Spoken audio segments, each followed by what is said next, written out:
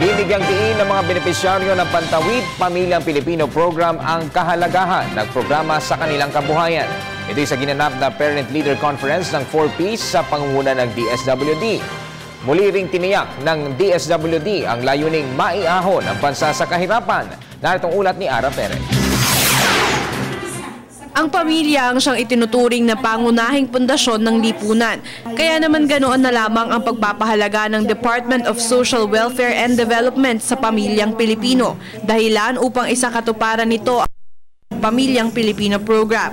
Sa ginanap na Parent Leader Conference ng 4Ps ay pinatotohanan ng halos 1,000 beneficiaries mula sa Metro Manila ang naging papel ng programa sa ikauunlad ng kanilang kabuhayan at higit sa lahat ng kanilang pamilya.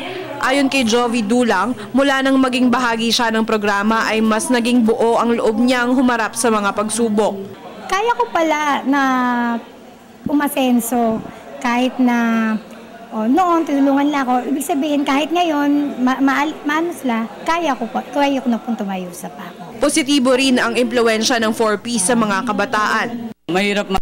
Mas mahirap yung walang pinag-aralan. Kaya, tibayan natin yung loob natin sa pag-aaral kasi wala namang nakukuha sa madali. Kaya kailangan paghirapan mo lahat ng bagay. Ito naman daw kasi talaga ang nais ng DSWD, ang maiahon ang bansa sa kahirapan at ang magkaroon ng sapat na pagkain sa bawat hapak. At kahit pa matapos na ang termino ng Pangulo, ay tiyak na magpapatuloy pa rin ang programa. Paano maging aktibong mamayan ang bawat Pantawid pamilya nang sa ganun ay sila na mismo ay tumayo sa sariling paa nila at tumulong sa kanilang kapwa na, no? Kasi ang Pantawid pamilya 5 years lang naman yan. So pagkatapos ng 5 years wala na.